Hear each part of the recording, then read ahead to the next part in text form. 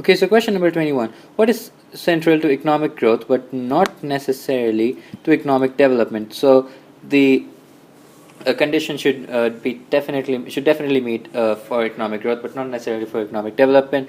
An expansion in the range of economic choices available to individuals, an increase in GDP, eradication of absolute poverty. So for economic development, this is a must, and we are talking about not a must for economic development, so this is not the answer. The satisfaction of basic needs for amongst the whole population, okay, the whole population, so this is also not the answer.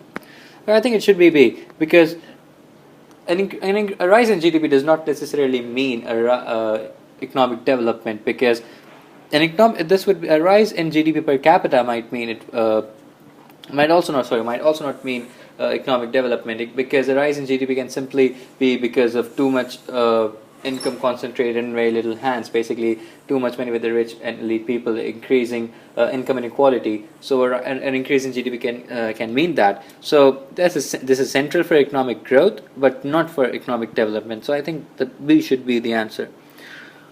Question number 22. What would be essential element in listing countries in order of their standards of living during a particular year? Okay, so a deduction for profits transmitted abroad from the figures of gross national product, allowance for different rates of population growth, adjustment for inflation rates of different countries, the use of purchasing power parity exchange rates. I think the answer should be D, because how much a country can purchase at purchasing power parity at different exchange rates, that determines the standard of living during a particular year. Okay, I think I'll do a different video for this particular MCQ, because this is actually a good one. I'm not too sure about the answer, I'm just bluffing it's D. The government wished to increase demand in an economy in an attempt to reduce unemployment. Okay, which policy is most likely to achieve this? An attempt to reduce unemployment. Establishing greater health and safety rules for manufacturers. This would increase costs, and when costs increase, average cost rises. When average cost rises, manufacturers lay off workers. Increase in income tax. Definitely not. If they increase income tax, the consumers are left with less disposable income, leading to let me just write this down. So this would mean fall in YD, disposable income leading to a fall in consumption. This means that unemployment will rise, so definitely not. Increasing the rate of interest. Increasing the rate of interest means investment falls, leading to a rise in unemployment. And finally, subsidizing the building of new homes. Definitely granting subsidies to builders. So this means that they won't lay off workers, they will actually hire more, so they can carry out more building projects, investment projects. So I think this should be D. Question number 24. What would be an increase in leakages or withdrawals from the circular flow of income? Increase in government spending on anti-smoking campaigns. Okay, increase in spendings. What would be an increase in leakages? Okay, it's leakages actually. Increase in government spending. So this is no, because government spending is an injection.